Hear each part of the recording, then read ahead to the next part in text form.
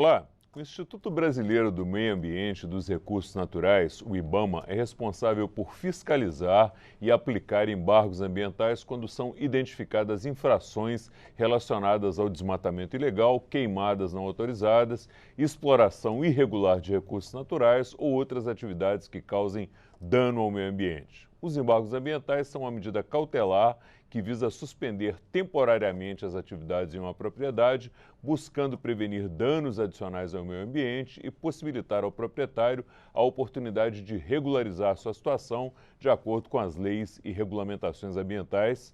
Porém, na visão do deputado Lúcio Moschini, do MDB de Rondônia, esses embargos podem estar trazendo prejuízos aos produtores rurais, em especial aos pequenos produtores. E é com ele que nós conversamos nessa edição do programa. Eu sou Fernando Gomes e esse é o Palavra Aberta.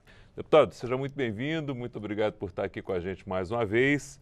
Voltando nesse assunto, a gente sabe que o senhor é contra o desmatamento ilegal, mas o senhor tem identificado aí alguns problemas aí que estão afetando principalmente os pequenos produtores, né? O senhor quer dar uma situada nessa questão para a gente?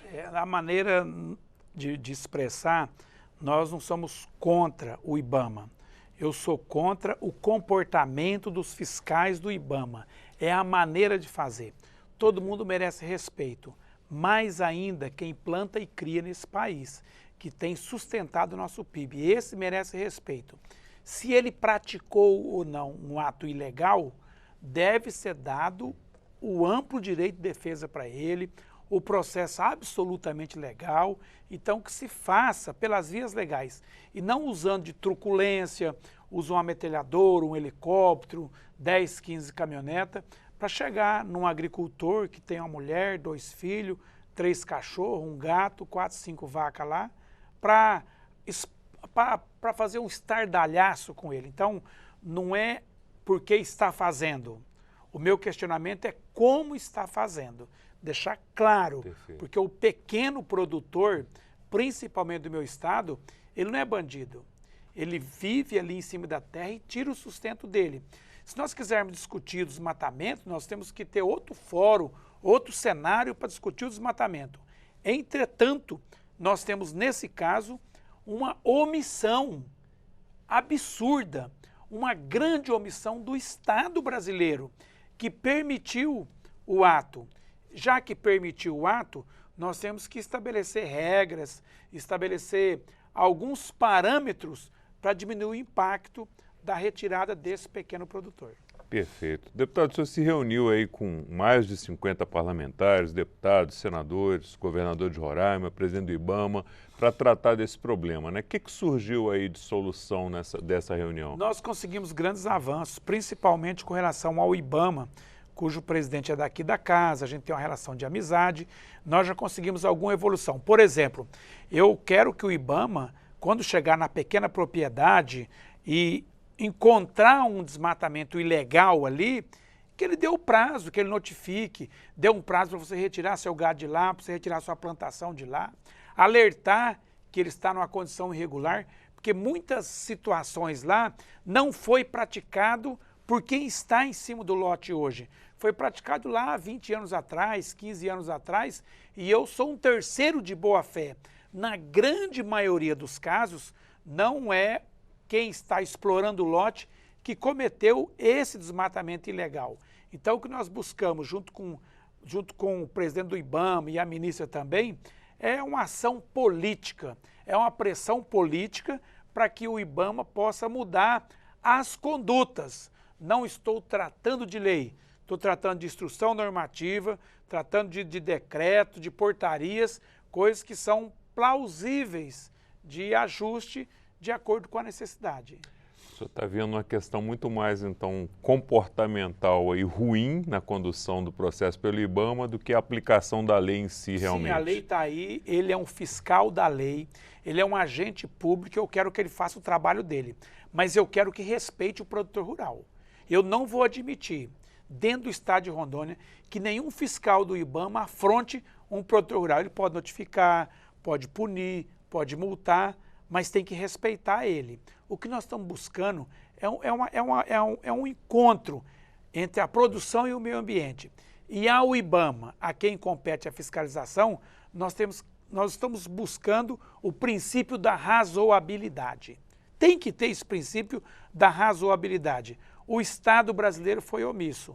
Então, nesse quesito, o IBAMA tem que falar, não, eu respeito isso aqui. Não estou tratando de garimpo, não estou tratando de degradação estúpida, como é o próprio garimpo.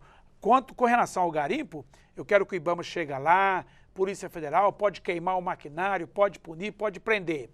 Eu estou aqui defendendo o produtor rural, principalmente o pequeno proprietário e o grande produtor, porque você planta em 5 hectares um mundo velho de maracujá.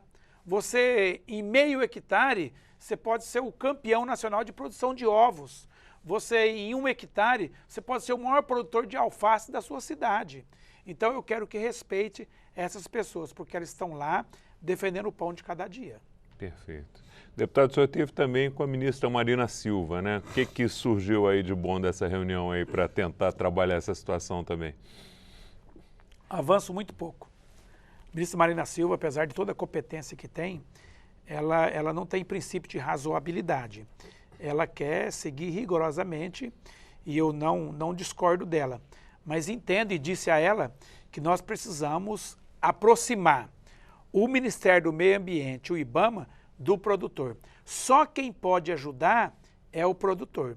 A ferro e fogo não vai, na porrada não vai. Então o que eu disse à ministra é que ela tem que aplicar os princípios da razoabilidade para que ela ganhe o produtor rural como um defensor verdadeiro do meio ambiente e dos princípios que rege a ministra Marina Silva no seu conceito de meio ambiente, que é completamente diferente do que as outras pessoas pensam. Então, o que eu estou buscando é um consenso, é um meio campo, é um equilíbrio entre a produção e o meio ambiente. Perfeito. O senhor tem falado também sobre a necessidade de aumentar aí o prazo do marco temporal de 2008 para 2012, né? Por quê, deputado? Porque é o seguinte, em 2008, por exemplo, não existia lá no estado de Rondônia internet, não existia a efetividade da fiscalização, não existia nem informação para o produtor. Eu te garanto que na sua grande maioria nem sabia que não podia desmatar, porque eu, meu pai e todos que foram para Rondônia como pioneiros, nós somos convidados a desmatar. O INCRA de Rondônia te deu a terra, você era obrigado a desmatar, era obrigado. Isso acabou tem pouquinho tempo antes de 2008.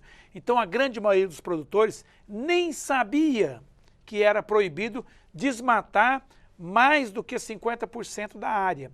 Então eu quero um prazo maior de 2008 para 2012 para que esse limite chegue a 50%. Chegue a 50%. E é isso que nós estamos buscando através de lei aqui na Câmara dos Deputados. A gente está falando muito em período de transição na reforma tributária, trazer esse período de transição também para a questão do desmatamento. Eu quero um período de amortização, entendeu? Hoje, eu não posso punir quem está lá há 20 anos produzindo, há 25 anos, há 20 anos, de 2008, o camarada matou em 2009, 2010. Eu tenho que flexibilizar um pouco para ele, porque nós não podemos inviabilizar economicamente o estado de Rondônia. E às vezes, com a punição tão severa como essa, nós vamos ter um êxodo rural, nós vamos encher a cidade de gente. Porque da floresta ninguém sobrevive. Só quem sobrevive da floresta é livro, é documentário, é inventário. O produtor que está lá não sobrevive não. Ninguém sobrevive de extrativismo, de castanha, de seringa, de borracha, de mel, de pesca. Isso já acabou. Isso foi lá em 1940, 1950, quando você chegou lá, que você não tinha outro recurso. Hoje, você vende uma árvore, você sustenta sua família por 2, 3 meses. Então, nós precisamos de dar alternativa para que esse produtor possa preservar a floresta, mas é alternativa financeira. Eu tenho buscado essa fase de transição de 2008 para 2012, que foi a promulgação do Código Florestal. Eu quero que você obedeça o Código Florestal. Perfeito. Deputado, muito obrigado pelos esclarecimentos prestados. Seja sempre muito bem-vindo aqui ao Palavra Aberta. Eu que agradeço essa belíssima oportunidade de falar com o meu eleitor, com o Brasil, com o povo de Rondônia, sobre a importância que tem nós zelarmos do produtor rural, principalmente aquele que mora lá no interior do estado de Rondônia, que planta e cria para sustentar eu e você aqui. Obrigado, deputado. Obrigado eu. Eu conversei com o deputado Lúcio Moschini, do MDB de Rondônia, sobre os embargos ambientais impostos pelo IBAMA. Se você quiser assistir novamente a este ou a outro dos nossos programas ou ter mais informações sobre esse assunto, é só acessar o site da Câmara, câmara.leg.br, nossas páginas nas redes sociais ou nosso canal no YouTube. A você que nos acompanha, muito obrigado pela sua audiência, um forte abraço e até a próxima.